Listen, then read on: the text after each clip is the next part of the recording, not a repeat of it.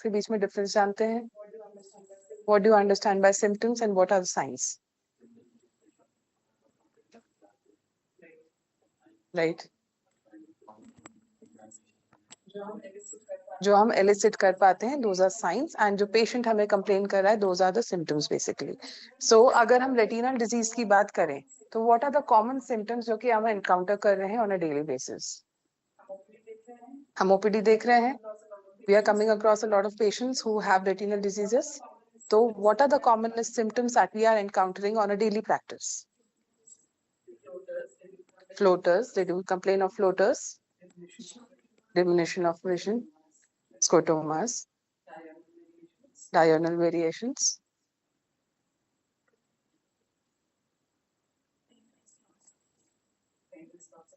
Painless loss of vision. Anything you would like to add, second years? Okay, let's see. So talking about symptoms, we do encounter a lot of patients who come to us with the complaint of flashes of light. What are flashes of light? जैसे हम rainy season में encounter करते हैं, there is a flash of light which states कि इसके बाद अब thunder आने वाला है, ठीक है? तो उसी टाइप का अपीयरेंस पेशेंट को within the eye feel होता है. There is no season like that, there is no appearance like that outside the eye, but there are appearances like flashes of light inside the आई.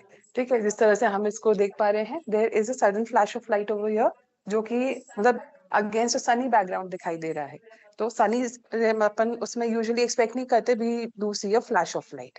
तो यहाँ पे ये चीज दिख रही है, तो the patient interprets it as a seasonal change initially, but might later realise that it is not a seasonal change but a phenomenon happening within the eye.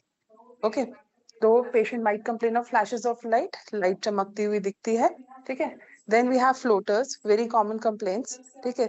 Floaters क्या होते हैं? आपके विजुअल फील्ड में you are about to feel some blackish spots, जो ring forms में हो सकते हैं, कॉबवेब्स हो सकते हैं, वेरिड शेप्स के हो सकते हैं, साइजेस के हो सकते हैं, लेकिन ये जो है ये आपको कांस्टेंट नहीं दिखाई दे रहे हैं, ठीक है? these are floaters. Okay, they keep moving. Then we have diurnal variations, as you rightly said, nyctalopias and homolopias, ठीक है? तो ये चीजें दिखाई दे सकती हैं. We have sudden and transient loss of visions. ठीक है, sudden हो सकता है कि जो lost ही हो गया, ठीक है? There can be transient loss of vision also, and then the patient recovers the vision again. ठीक है, there can be gradual progressive loss of vision also. ठीक है, सारी चीजें यहाँ पे exist कर सकती हैं. Then we have loss of areas of field. We know what field is. Anybody wants to describe what field is? Visual field. When you close one of your eye, you do not see only the things in the center. You see a lot of area. ठीक है, that is the visual field. अगर उस visual field में you are not able to perceive any of the portions, that is of loss of field. Okay, it can be an entire field loss, it can be a specific area which is lost. ठीक है, इसके अलावा we have metamorphopsias. Morpho means the structure, the shape, the size. उसमें अगर there is a variation that is known as metamorphopsia. Okay, तो ये common complaints होती है patient की, ठीक है? Let's see one by one. You talk about sudden painless loss of vision. Sudden loss हुआ, तो क्या क्या कारण हो सकते हैं उसके? What is responsible for vision in the retina?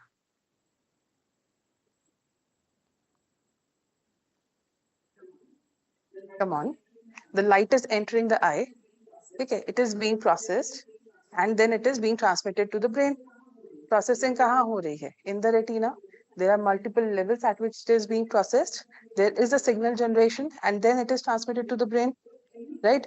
So any loss of function in the retina can lead to sudden painless loss of vision. Yes, loss of function कैसे हो सकता है? We know every cell needs what for the function?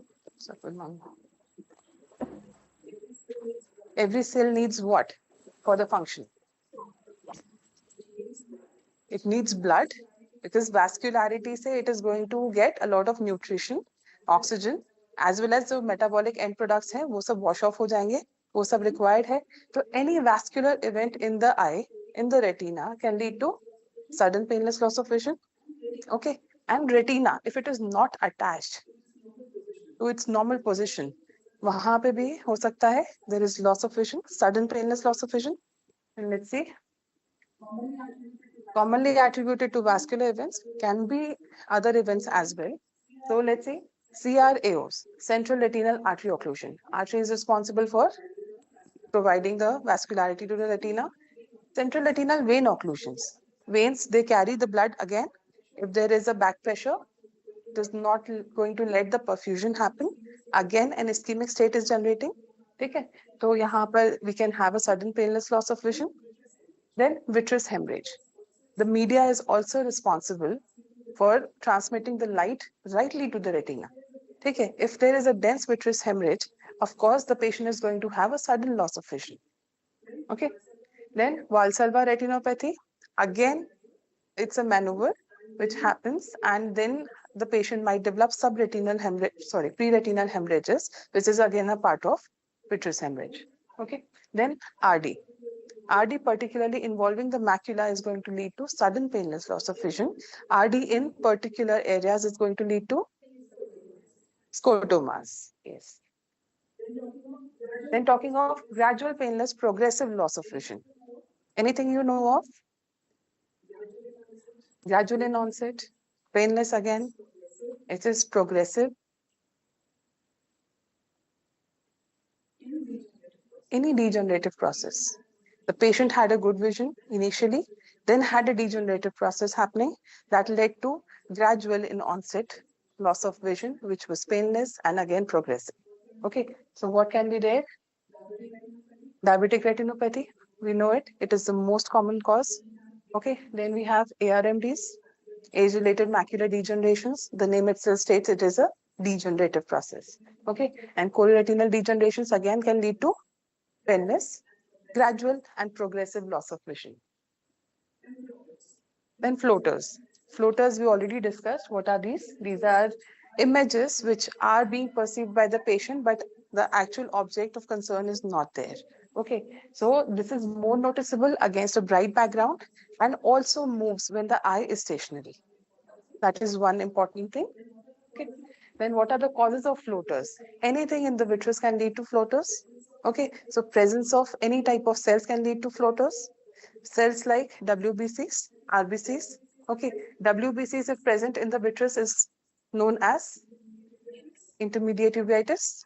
Okay, and if it is blood, then it is known as vitreous hemorrhage. Okay, vitreous hemorrhage in varying grades of time, actually varying time process, it happens that it changes its color, but it is still a red blood cell. Okay. Then there are certain conditions which can also lead to generation of floaters other than these cells. It is a degenerative process of the vitreous, which commonly happens with age. Okay, so the aging process leads to vitreous liquefaction. This liquefaction leads to generation of floaters. Also, it initiates a process of posterior vitreous detachment, which if complete has a V's ring, again perceived as a floater. Okay, so onset of PVD, again a condition of vitreous degeneration, and completion of PVD, which leads to a V's ring formation, both can lead to floaters formation. Okay, then we have retinal tears. How can a retinal tear lead to a floater?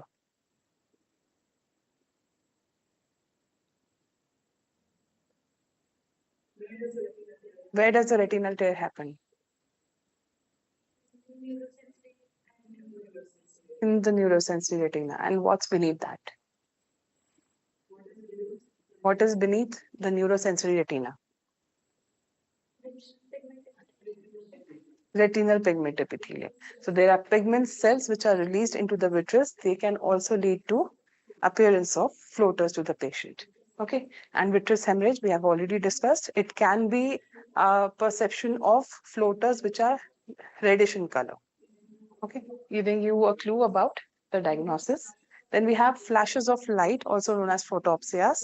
We discussed them that they are appearance of lightning in the eye, which is not present outside. Okay, So how does it happen? It is happening because the photoreceptor cells, they are being irritated by a constant traction, usually because of the vitreous. Okay, so if they are being irritated, they are generating electrical impulses, which are non-significant visually, but they are generating symptoms of flashes of light. Okay, so causes can be impending regma. Now we are saying that there is a traction from the vitreous. There can be an onset of PVD. There can be an onset of regma, because if it is stiff enough to be generating an irritating force on the photoreceptors, it is strong. It can lead to a regma formation. There can be RDs, specifically regmatogenous RDs, which can lead to flashes of light again. It can be an aura of retinal migraine as well. Okay. Then we have age-related flashes of light as well. This can be benign, totally benign, but a dilated fundus examination with the examination of periphery is extremely important with all the patients complaining of flashes of light. Okay, and retinitis can also irritate the photoreceptors, leading to appearance of flashes of light. We have nyctalopias. What do we understand by nyctalopia? The patient can see well in bright lights, in daylights, and as the time passes, the patient is not able to perceive the objects or the images very well. There is a dimness. What is the commonest complaint? Does the patient say, "Raat mein nahi dikhta" only, or there are any other complaints as well? Can a child complain of nyctalopia? What will his parents tell you?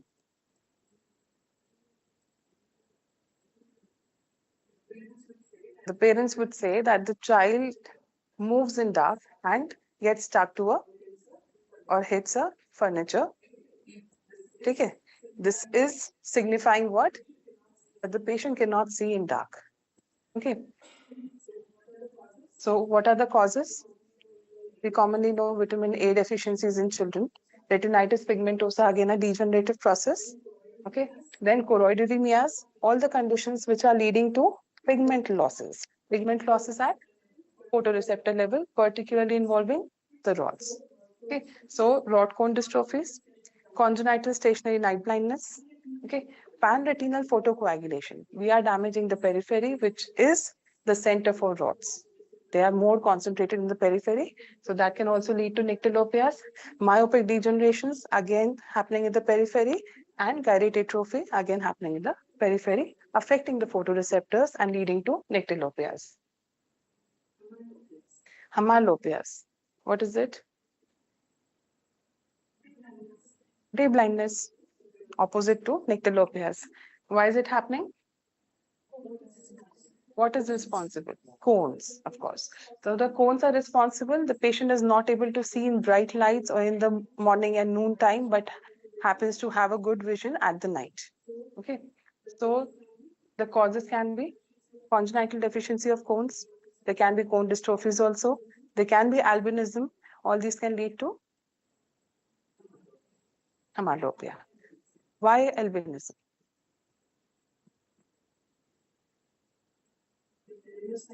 The melanocytes are absent in albinism. What does it have to do with the cones? Patient has a lot of photophobia. There is a lot of light entering. So it is not specifically because of the cones. It is because of the photophobias, the inability to tolerate light. Metamorphopsias, the inability to perceive the object's right size, shape is metamorphopsia. Okay, so why is it happening? It can be because of central serous retinopathies, ARMDs, chororetinitis, involving the macula particularly, which is leading to decreased or increased space between the photoreceptors. Okay. Then loss of areas of field. There can be a curtain sign to the patient also. Falling curtain is retinal detachment. Okay, that can be a complete retinal detachment, a partial one also. And for a central loss of field, if you see, there can be causes of central serous retinopathies, retinal detachments involving the macula, but other periphery is preserved. Okay, macular holes, macular degenerations, cone dystrophies all can lead to central areas of scotomas.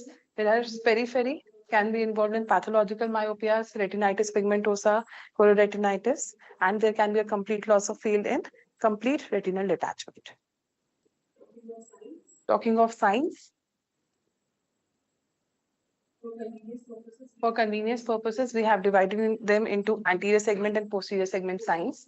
The posterior segment has further been divided into vascular changes, hemorrhages, pigment changes, cherry red spot, gross appearance of retina, yellow-white spots on the retina, and miscellaneous.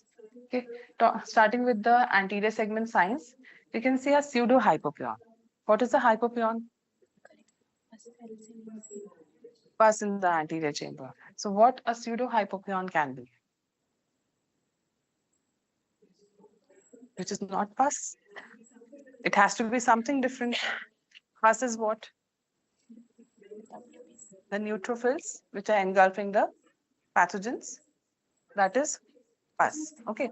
Which is not a neutrophil, which is not engulfing a pathogen, is a pseudohypopyon. So these can be other cells, cells other than the neutrophils. These can be any tumor cells. Okay. These can be because of ischemias as well. Okay. So non-inflammatory cells in the anterior chamber is pseudohypopyon, commonly because of retinoblastomas, which is the intraocular tumor, leukemias, and extraocular tumor, ocular ischemic syndromes as well. Then we have rubeosis iridis, which is neovascularization of iris, commonly starts at the pupillary borders. It has to be examined in undilated situation first, because on dilatation you might not be able to appreciate them well. Which is the filter commonly used for examination? Red-free filter, because you observe the red as black and very commonly appreciated, very strikingly appreciated. So what are the causes of neovascularization of iris? Any condition which is generating hypoxia, a state of ischemia in the retina or in the anterior segment as well, can lead to neovascularization of iris. So the common causes include diabetic retinopathy, okay, central retinal and branch retinal vein occlusions. There can be central retinal artery occlusion also, comparatively less common than vein occlusions. Okay. Long-standing retinal detachment cases, they can lead to rubeosis iridis, Eales disease, sickle cell retinopathy, Coats disease. Eales and Coats are vasculitis conditions. Okay. Sickle cell retinopathy is again a systemic disease affection of eye. Then we have retinopathy of prematurities, which in the end stage can lead to neovascularization of iris, and ocular tumors. Again, they can lead to neovascularization.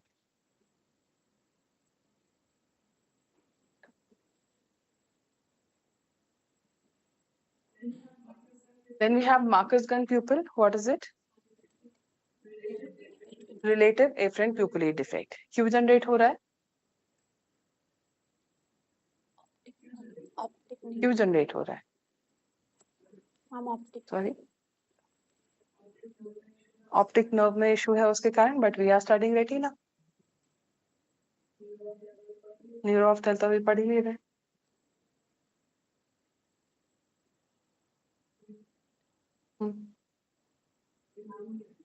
नाम क्या है? There is a relative afferent pupillary defect. Relative है मतलब there is a relative difference in both the eyes. ठीक है, afferent pupillary defect आ रहा है because the retina on both the sides is functioning differently. ठीक है, a difference of about 25 to 30% in both the retinal functioning, they can lead to relative afferent pupillary defect. Okay, so ये चीज हमें relative to the other eye देखने मिलेगी. The common causes, they have all the vascular conditions again, central retinal artery occlusion, vein occlusions again.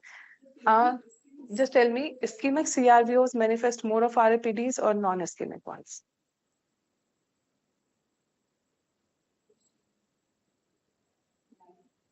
Why? नाम से समझ रहे हैं अपन.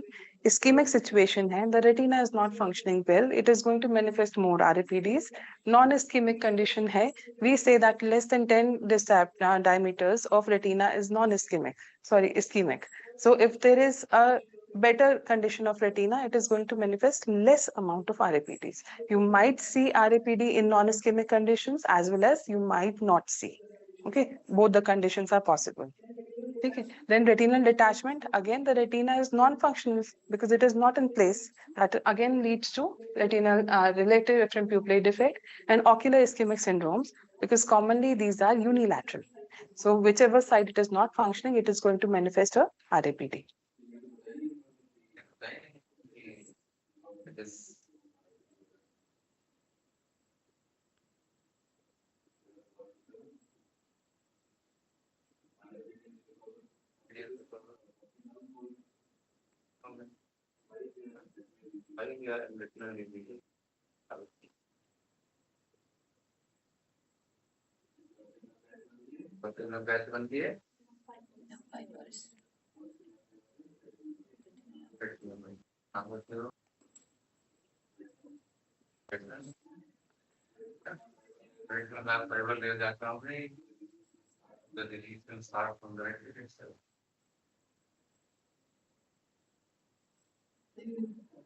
Then leukochorias. What do you understand by leukochoria? Leuco is white and choria is, sorry, reflex, pupil. So it's a white pupil particularly. So if anything behind the pupil is white, you might get a whiter reflex. So anything behind the pupil involves the lens, the vitreous, the retina, the choroid. Okay, all these things are involved. We are not talking about lens here. So we will be talking about the vitreoretina and choroid. So what are the conditions that can lead to leukochorias? Anything in the vitreous? Yes, PHPV, congenital condition. And in the vitreous, there can be resolving vitreous hemorrhages. There can be clotted forms of resolving vitreous hemorrhages giving you a white reflex, and there can be large amount of vitreous exudates. There can be endophthalmitis. All these can lead to leukochorias through the vitreous. Talking about the retina, retinoblastomas, macular colobomas, chororetinal colobomas, and myopia में क्या situations होती हैं? What happens? Pathological myopia. Chororetinal atrophies होती है. That can also give an appearance of leukochoria if it's involving a larger area. Okay, so ये सारी conditions can give you a white reflex at the pupil. Other than that, we have vasculitis condition, that is Coats disease. Coats disease में क्यों मिल रहा है? Coats में क्या होता है? It's an exudative condition, exudation of lipids. Large amount of lipids are exuded, and that gives a reflex of whitish area. Okay, so वो चीज दिख सकती है. End stages of retinal detachment, which can be any kind of detachment, and also in the end stage of retinopathy of prematurity we see detachments. अगर long standing detachments है उसमें thickening हो जाएगी. Thickening के कारण again वो white appearance अपन को देता है. In fact, अगर आप एक किसी भी RD के केस में DDO करते हो, so you get a grey reflex. ठीक है, तो वो चीजें भी आपको as leukochoria ही समझ में आती हैं. ठीक है, toxocara is one condition जिसमें कि again बहुत ज्यादा vitritis होता है. You get to see a white reflex. Okay, I guess we have completed all. Posterior segment signs की तरफ बढ़ते हैं. Cells in the vitreous. तो cells in the vitreous हमने डिस्कस किया था. These can vary in color, location and causes. Color wise ये white cells हो सकते हैं, ये pigmented cells हो सकते हैं, brownish color के, ये red color के हो सकते हैं. ठीक है. Location can be anterior, mid or posterior vitreous. ठीक है. And ये causes हो सकते हैं और variable. Let's talk of the types जो अपन commonly encounter करते हैं. There is Schaffer's sign or tobacco dusting. ये क्या होता है? टोबैको देखा है कैसा कलर का होता है? It's a rustic colour. ठीक है, छोटे छोटे उस कलर के सेल्स अगर अपन को दिखाई दे रहे हैं, डस्टिंग की बात कर रहे हैं अपन. ठीक है, तो वो अगर चीज हमें दिखाई दे रही है तो ये टोबैको डस्टिंग हो गई. उसको शैफर्स साइन भी कहते हैं. ये कब हुआ? क्यों हुआ? I think we talked about rhegma generate हुआ है, पिगमेंट सेल्स जो है वो रिलीज होंगे, रेटिनल पिगमेंट सेल्स हैं, मेलानिन होता है उनमें, तो again they will appear as tobacco dusting over here known as Shafer's sign. ठीक है. आरबीसीज इन विट्रस हेमरेज, ये हमें दिखाई दे सकते हैं, वेरिंग ग्रेड ऑफ रेजोल्यूशन में हो सकते हैं. फ्रेश आरबीसीज होंगे तो ब्राइट रेड कलर के दिखाई देंगे, अगर रिजॉल्विंग होंगे तो हो सकता है कि थोड़ा सा उनका कलर चेंज हो जाए, ग्रीनिश हो जाए, ये ग्रेइश हो जाए या व्हाइटिश हो जाए. ठीक है, उस टाइप का हमें अपीयरेंस दिखाई दे सकता है, और हो सकता है कि इसके साथ हमें क्लॉट्स भी दिखाई दे. ओके. और cells in posterior vitreous and retinitis, ये कैसे अप्रिशिएट करेंगे? पोस्टीरियर विट्रस को कैसे अप्रिशिएट करेंगे? स्लिट लैम्प से हो जाएगा, स्लिट लैम्प से हो जाएगा विद द हेल्प ऑफ 78 और 90 डी लेंस. ठीक है, जैसे हम रेटिना एग्जामिन करते हैं, थोड़ा डिफोकस करके हमें पोस्टीरियर विट्रस को एग्जामिन करना है. We might be able to see the cells in posterior vitreous. ठीक है, commonly encountered with retinitis and chororetinitis. Talking of the hemorrhages, हमने यहाँ पे कन्वीनियंस के पर्पज से इसको लोकेशन में डिवाइड किया है एज इंट्रारेटिनल एंड एक्स्ट्रारेटिनल. इंट्रारेटिनल मतलब within the 10 layers of retina. ठीक है, extraretinal which is outside the retina. Okay, outside the retina अगर हम बात करते हैं तो क्या सब आरपी आउटसाइड है?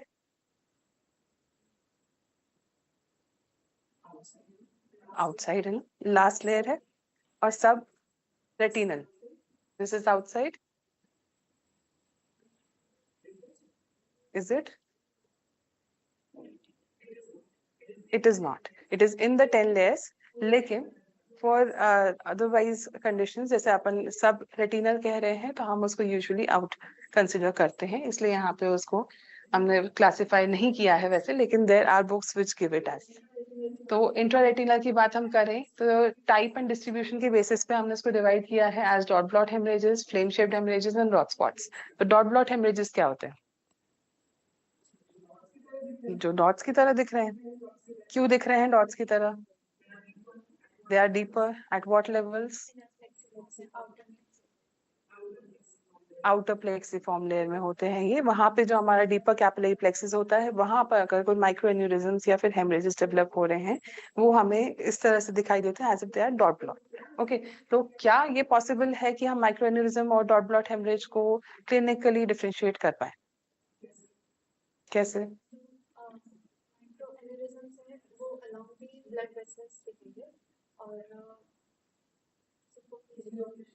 Can you appreciate the deeper capillary plexus through your eye?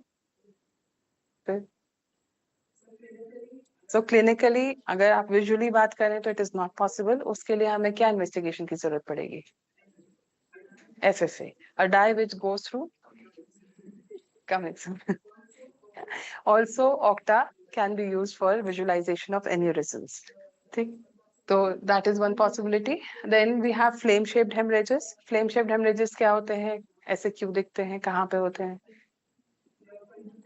nerve fiber layer में है, superficial है. If there is a bleed, it goes along the nerve fibers, and इस कारण हमें वो इस तरह का flame shaped appearance दिख रहा है. ठीक है. And what are rod spots? Rod spots again.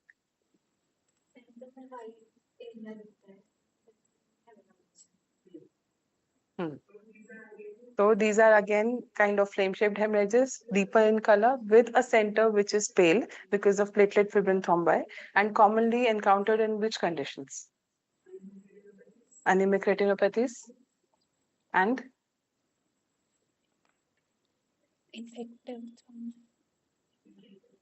infective what? Endocarditis. It can be endocarditis. Subacute bacterial endocarditis, you can witness presence of rod spots. Anemic retinopathies, you can see them. Leukemic retinopathies also manifest rod spots. Then diabetic and hypertensive retinopathies can also have rod spots. Okay, that is also a possibility. Then we have, according to the distribution, a sectoral bleed. Sectoral, we have got lots of hemorrhages. What can be the diagnosis? If you see here, we have a sector which is involved and there are a lot of hemorrhages. Branch retinal vein occlusions. Other than that, क्या सिर्फ when ऑक्लूजन्स में bleed होता है? There can be vasculitis, CMV retinitis, इन सब conditions में यहाँ पर ब्लीडिंग इज अ पॉसिबिलिटी। ठीक है, तो सेक्टोरल इन्वॉल्वमेंट है तो you can go for these differentials. अगर हम बात करें hemi retinal involvement, hemi retinal involvement कब होगा? क्या होता है hemi retinal? Half of the retina. तो कैसे इन्वॉल्व हो जाएगा हाफ?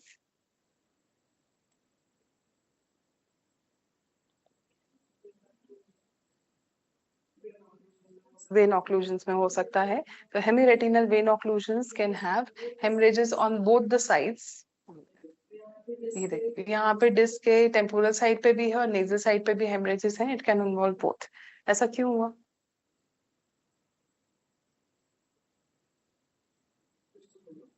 कुछ तो बोलो। कैपिलरीज होती हैं, फिर वेन्यूल्स होते हैं, फिर वेन्स होते हैं, फिर उसके बाद एक सेंट्रल रेटिनल वेन बन जाता है।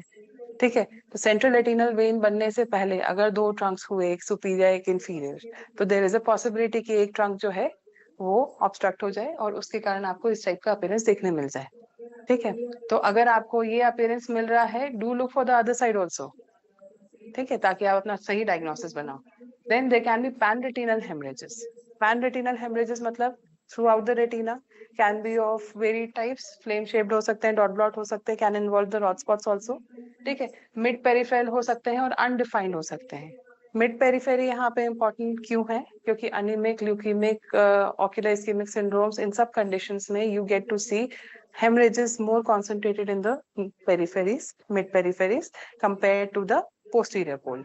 जबकि बाकी जो हम कंडीशंस पढ़ते हैं, डायबिटिक रेटिनोपैथी, हाइपरटेंसिव रेटिनोपैथी, इसमें पोस्टीरियर पोल पहले इन्वॉल्व हो रहा होता है यूजुअली। ठीक है, तो अनडिफाइंड अगर है तो it is commonly degenerative conditions we are talking about. ठीक है, इसके बाद फिर हम बात करें एक्स्ट्रा रेटिनल की, तो एक्स्ट्रा रेटिनल विट्रस बॉडी में हो सकता है, which can be a giant vitreous hemorrhage or it can be a nominal vitreous hemorrhage। You have to identify a nominal one by the appearance of cells in the vitreous। ठीक है, अगर सब hyaloid या प्रीरेटिनल है, again a part of vitreous hemorrhage। ठीक है, commonly किसमें मिलता है? वाल्सल्वा रेटिनोपैथीज में।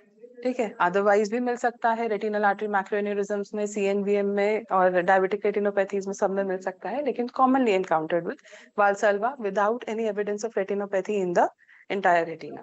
ठीक है, सब रेटिनल कहाँ हुआ? Between the neurosensory retina and RPE। And then we have sub RPE। Sub RPE कहाँ होगा? Below the retinal pigment epithelium and above Bruch's membrane. ठीक है, ये सब हमें हेमरेजेस मिल सकते हैं।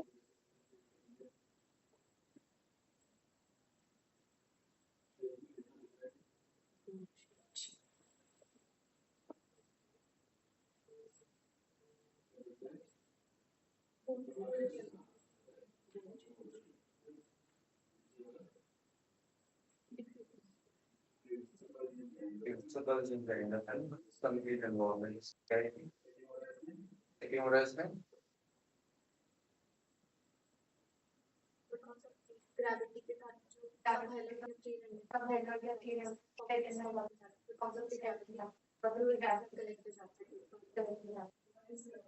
Why is gravity favoring the sub ILM situation and not the sub RP या sub retinal situation? इतनी डिफरेंशिएटिंग क्यों हो गई RP, सॉरी ग्रेविटी?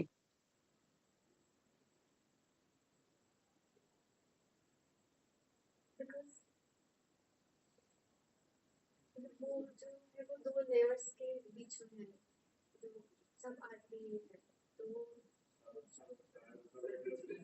सब रेटिनल। Just listening.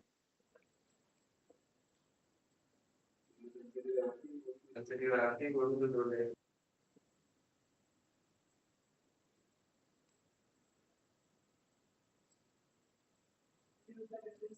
क्यों इतना डिफरेंस आ रहा है दोनों स्पेसेस में? Picture quality of light, pre-retinal.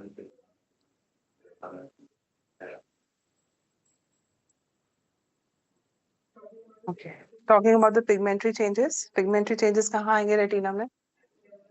at the level of pigment epithelium, photoreceptors and नीचे अगर कोरोइड में कोई डिजेनरेटिव प्रोसेस हो रही है तो उसके कारण भी आ सकता है। ठीक है, तो अगर हम यहाँ पे इस पिक्चर को देख रहे हैं तो what is the pigmentary change over here?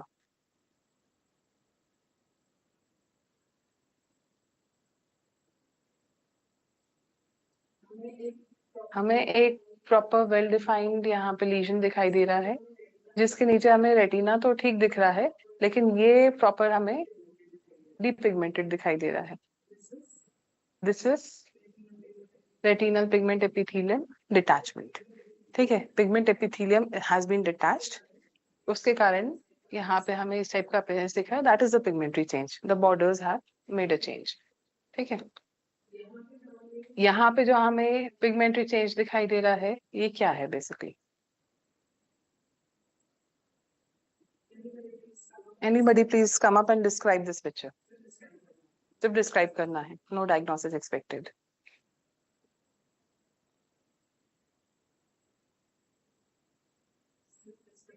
सिर्फ डिस्क्राइब करना है।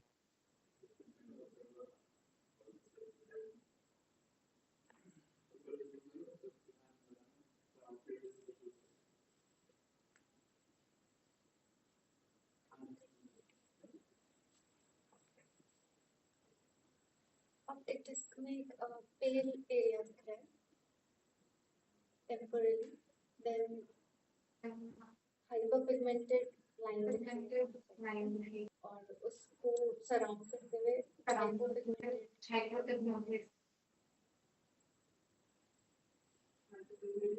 हाइपोपिगमेंटेशन एंड हाइपरपिगमेंटेशन देखो, जो ये वाला है दैट इज हाइपरपिगमेंटेड एरियाज और उसके नीचे और दोनों सेगमेंट्स के नीचे और hyperpigmented what is the difference between superior and inferior retina?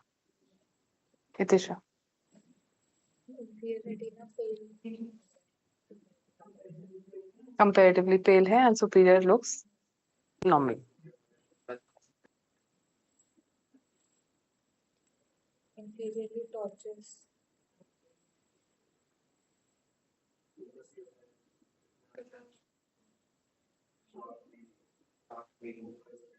Focused and clear. normally better. All focused. The words are independent.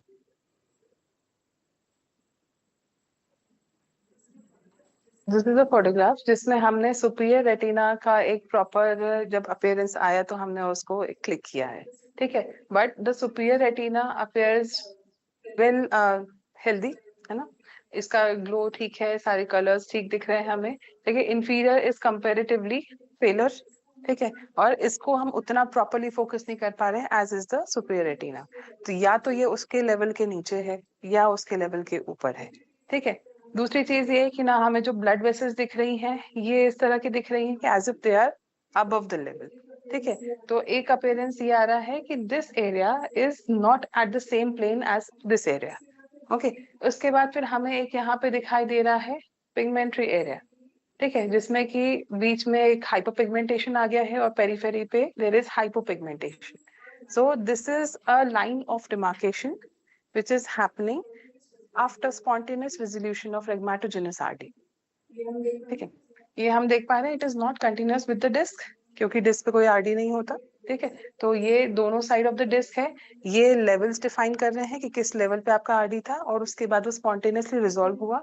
Resolve होने के बाद उसने जो बाउंड्रीज बनाई हैं दैट इज बिकॉज ये पिगमेंटरी डिस्टर्बेंसेस वहां पे आए हैं जिससे कि उसके बीच में कुछ एडिशंस बने हैं and then it has been defined as a superior attached retina and the inferior detached retina. ठीक है, that is the difference. See this, यहाँ पर हमें एक बहुत ही ill defined lesion दिख रहा है जो कि आपकी जो ऑप्टिक डिस्क है उसके आगे जा रहा है। यहाँ पर हमें hypopigmented areas दिखाई दे रहे हैं which are at deeper level compared to the retina. Why? Because we can see the blood vessels going over it. ठीक है, एटलीस्ट RNFL के नीचे जा रहा है। वी कैन सी यहाँ पे पिगमेंटरी चेंजेस दिखाई दे रहे हैं बिकॉज ये पूरा हाइपोपिगमेंटेड एरिया है और उसके बीच बीच में हमें हाइपरपिगमेंटेशन दिखाई दे रहा है। ठीक है, this is a case of serpiginous और सर्पिजिनस लाइक कोरोडाइटिस, और इसमें हीलिंग हो चुकी है इसलिए हमें ये इतना प्रॉपरली डिफाइंड दिख रहा है। An active lesion is not as well defined as this is. Okay, coming to this picture, anybody can describe this picture? Very commonly witnessed. क्या है? बोनी स्पिक्यूल फॉर्मेशन हो रहा है। What are bony spicules? हम बहुत कॉमनली इस word को use करते हैं। बोनी स्पिक्यूल्स होते क्या है?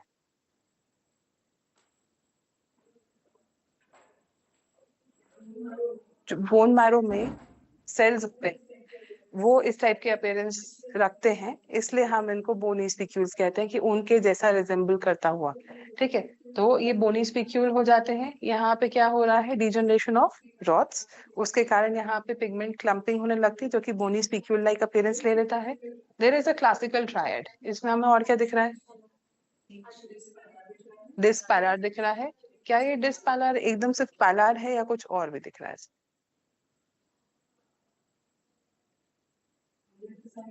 हमने इतने सारे डिस्पैलार देखे हैं, उसमें और इसमें कुछ डिफरेंस दिख रहा है?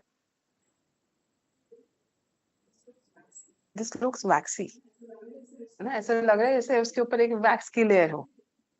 ठीक है, तो दिस इज वैक्सी पैलार, और उसके बाद अलावा जो ब्लड वेसल्स है उसमें एटेन्युएशन दिखाई दे रहा है। आर्टियोल्स में एटेन्युएशन है। This is the classical triad of retinitis pigmentosa.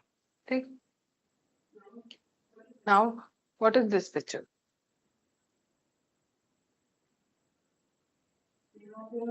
यहाँ पे हम देख रहे हैं बहुत सारे छोटे छोटे ऐसे हाइपरपिगमेंटेड लीशंस हैं जो कि बस यहाँ पर ग्रुप्ड फॉर्म में प्रेजेंट है,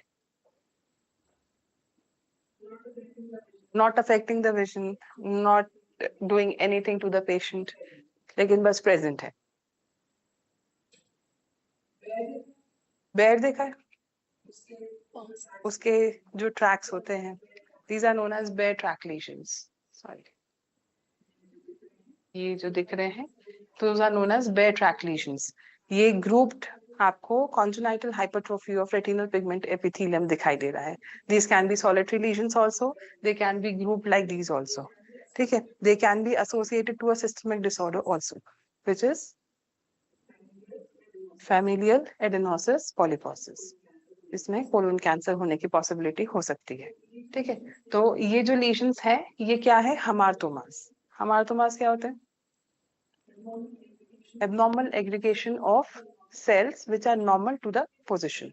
ठीक है, तो यहाँ पर आपके रेटिनल पिगमेंट एपिथेलियम का एबनॉर्मल एग्रीगेशन हो चुका है, इसलिए इसको हम कह रहे हैं congenital hypertrophy of retinal pigment epithelium. ठीक है, moving on to vascular changes.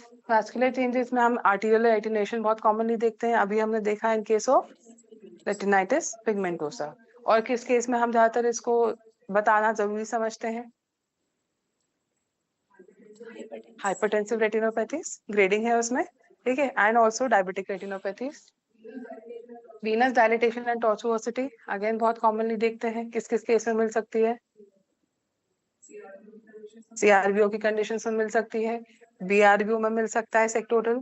इसके अलावा there can be congenital tortuous vessels, ठीक है, और can be seen in diabetic retinopathies. Venous looping and beading क्या होता है ये? Normally veins are supposed to be straight. यहाँ पे हम देख रहे हैं ये पूरा लूप बन गया है। ठीक है, दिस इज venous looping. क्या बता रहा है ये? यहाँ पे adjacent ischemia बहुत ज्यादा है। ठीक है, it's a sign of higher grade of diabetic retinopathy. इसके अलावा बीडिंग क्या है?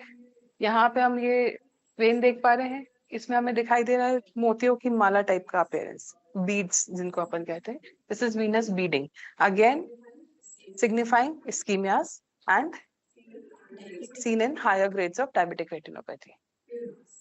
IRMAS क्या होता है full form? Intraretinal microvascular abnormalities. तो क्या ऐसी एबनॉर्मलिटी है जो हमें यहाँ पे देखने मिलेगी?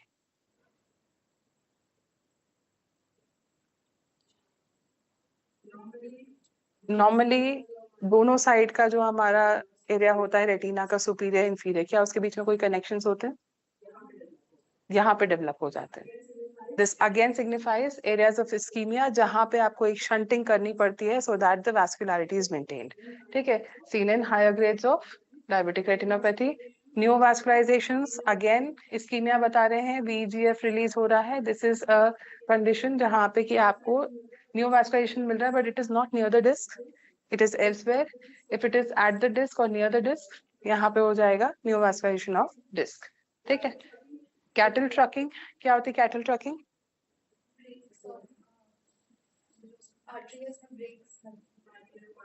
आर्टीरियल कॉलम में ब्रेक्स हो जाते हैं. ऐसा क्यों हो रहा है? कौन सी कंडीशन में हो रहा है? CRAO की कंडीशन में. तो सेंट्रल रेटिनल आर्टरी ऑक्लूजन में जब वहां पे ब्लड फ्लो जो है वो स्टॉप हो चुका है, रिसर्कुलेशन स्टार्ट भी हो रहा है, but there is not enough pressure for it. तो क्या होगा? When you put pressure on the eye, the arterial column breaks into segments. उसको हम कहते हैं segmentation of the arterial column या फिर कैटल ट्रकिंग उसको कहा जाता है. ठीक है. इसके अलावा एवी क्रॉसिंग चेंजेस दिखाई देते हैं. एवी क्रॉसिंग चेंजेस क्या है?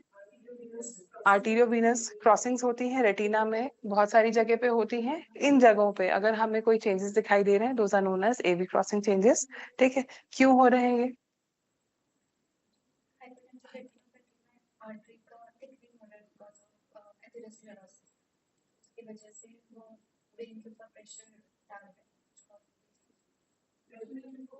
Definitely for conditions which are generating oxidative stress like diabetic retinopathy, hypertensive retinopathy, इनमें आपको AV crossing changes मिल सकते हैं. Also a natural condition which is leading to more oxidative stress is aging. ठीक है. Aging के कारण भी हमें same changes मिलते हैं. This is a change of sclerosis. Sclerosis मतलब कि vasoconstriction होना is okay, लेकिन अगर वहाँ पे sclerosis develop हो रहा है, it is getting harder. ठीक है. जब कोई चीज हार्ड हो जाएगी, it has a tendency to push things. ठीक है. क्योंकि वेन जो रहती है वो नीचे रहती है एंड आर्टेरियोल ऊपर है, it can press on the vein and can lead to AV crossing changes. अगर सिंपल डिफ्लेक्शन हो रहा है वेन के पाथवे का, तो that will be known as Salus sign. ठीक है. अगर वहां पे आपको टेपरिंग दिखाई दे रही है ऑन बोथ द साइड्स, तो this will be known as gun sign. अगर आपको बैंकिंग दिखाई दे रही है डिस्टल टू द क्रॉसिंग, तो वो हो जाएगा बॉनेट साइन. ठीक है. All these things can be observed in the retina of patients who are aged, who have diabetic retinopathy और हाइपरटेंसिव रेटिनोपैथी. ठीक है. बस आपको ये देखना होता है कि is there any causation of the disease on this condition. ठीक है. Then we have distortions. Vascular distortions भी देखने में मिल सकते हैं हमें रेटिना में. एक नॉर्मल वैस्कुलेचर का वो रहता है, कर्व रहता है या उसका फ्लो रहता है. अगर उसमें आपको कोई भी डिस्टॉर्शंस दिखाई दे रहे हैं, तो मतलब कि कोई चीज उसका जो पाथवे है उसको डिस्टर्ब कर रहा है. What can be that? आपको कौन सी ब्लड वेसल्स दिखाई दे रही है? सुपरफिशियल वेसल्स जो कि RNFL में है. ठीक है. RNFL को कौन डिस्टॉर्ट कर सकता है?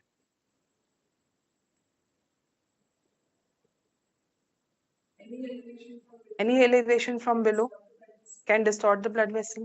ठीक है. तो कौन सा एलिवेशन हो सकता है? Can be subretinal hemorrhages, can be subretinal exudation seen in cases of tumors, seen in cases of central serous retinopathies, can be a superficial pull because of traction by epiretinal membranes or fibrovascular proliferation seen in retinoproliferative diseases. Talking about cherry red spot, क्या होता है cherry red spot? cherry red spot क्या होता है? cherry क्या होता है? It's a red colored fruit. ठीक है. चेरी के जैसा रेड कलर का कोई स्पॉट दिखाई दे रहा है on the retina is cherry red spot. What's the difficulty? तो अगर आपको सेंटर में दिखाई दे रहा है, we call it cherry red spot commonly. ठीक है. क्यों डेवलप हो रहा है? You are describing just one disease. Let's see the causes first. Berlin's edema. क्यों डेवलप हुआ? Berlin's edema क्या होता है?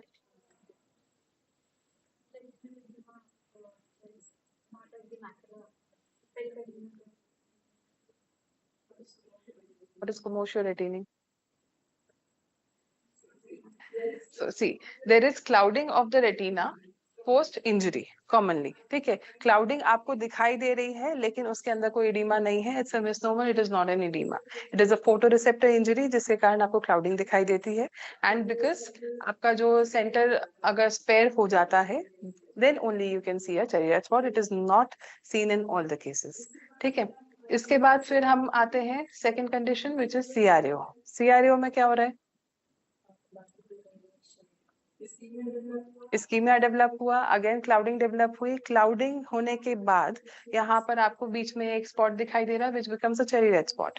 क्यों डेवलप हुआ, बिकॉज मेन अफेक्शन आपका इनर न्यूक्लियर लेयर पे हुआ था which is absent at fovea, ठीक है। तो आपका जो बचा हुआ है वहां पे उसका आपको ग्लो दिखाई देगा, ठीक है, and which is because of the blood supply from the choroid, ठीक है। वहां पे बहुत सारे फोटो रिसेप्टर्स प्रेजेंट होते हैं जिनका अपना एक फ्लश होता है, तो उन सब चीजों के कारण आपको चेरी रेड स्पॉट दिखाई देगा CRAO के कंडीशन में, ठीक है। Talking of macular hole, macular hole में क्या हो रहा है, there is a punched out lesion जिसके आसपास एडिमा दिखाई देता है। तो अब वो पंच्ड आउट लीजन जो है वो रेड कलर का दिखाई दे रहा है, आसपास there is a grey cuff, ठीक है, gives an resemblance to cherry red spot, ठीक है। Shining membrane at the surface, हम इस तरह के अगर शाइनिंग मेम्ब्रेन देख पा रहे हैं एंड इसके साथ अगर हमें कई बार डिस्टॉर्शन भी दिखाई दे रहा है तो ये एपीरेटिनल मेम्ब्रेन है। This can be formed because of idiopathic conditions, anything which is affecting the retina, the vitreous, ठीक है, उन सारी कंडीशंस में हो सकता है, यूवीआइटिस की सारी सिचुएशंस में हो सकता है, इस तरह के हमें अपीयरेंस यहाँ पे दिख सकते हैं, ठीक है। अच्छा, I would like to ask what is pseudo macular hole. Macular hole तो हमें सबको पता है, what is pseudo macular whole,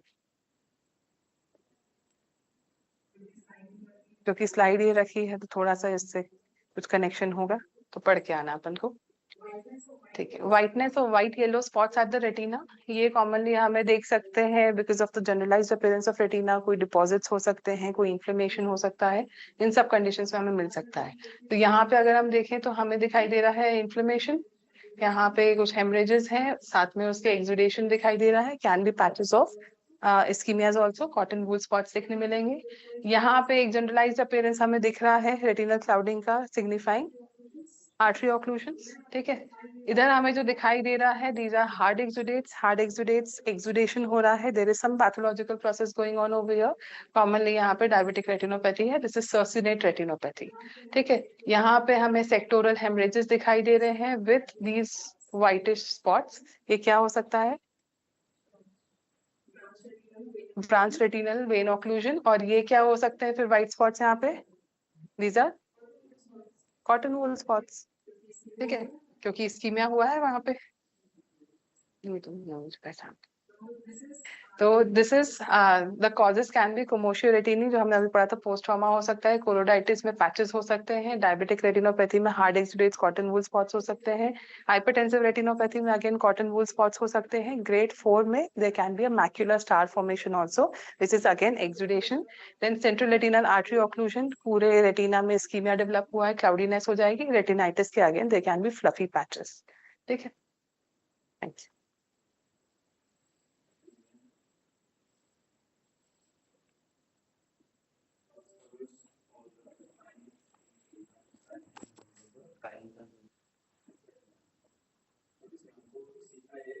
सीखना ये है कि learn how to describe it is बहुत सारे चीजें लिखते हैं और इसमें जनरल फंडस में लिख देते हैं, general fundus normal, now we have to describe what is general fundus, ठीक है।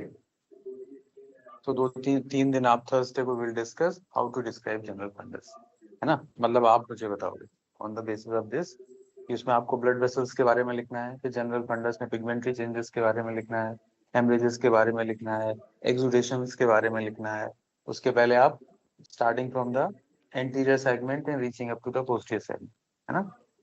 तो आपको सारे पॉइंट्स को आप जो इन्होंने बताया उसको आप कॉपी में लिख लो कि हेमरेजेस के क्या टाइप हैं, तो जो हमें हेमरेज दिख रहा है वो किस तरह का दिख रहा है, एक्सुडेट्स के क्या टाइप हैं, जो हमें एक्सुडेट दिख रहा है वो किस तरह के दिख रहे हैं, ड्रूसेंस अगर दिख रहा है हमें तो how to differentiate between exudates and drusens, और ड्रूसेंस दिख रहे हैं तो मैं उसका डिस्क्रिप्शन, मतलब ऐसा नहीं कि एक्सुडेट्स हैं, एक्यूरेट्स का डिस्क्रिप्शन होना चाहिए कि ये हार्ड शार्प मार्जिन है कि फ्लफी मार्जिन है, लार्ज साइज है कि स्मॉल साइज है, तो उसके बेस पे वी कैन डिफरेंशिएट कि ये हार्ड है कि सॉफ्ट है ना।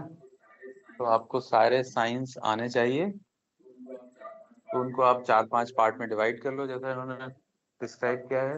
हर पार्ट को डिस्कस करो, मतलब डिस्क्राइब करो कि ये हेमरेजेस हैं, ये एक्सुडेशंस हैं, और जब आप जनरल फंडस डिस्क्राइब करोगे तो ये सारी चीजें उसमें लिखनी आनी चाहिए। There are no pigmentary changes, there are no blood vessels are normal or abnormal, hemorrhage is absent और exudations are absent or present है तो कौन सी, ठीक है। तो इस तरह से आप फिर जनरल फंडस को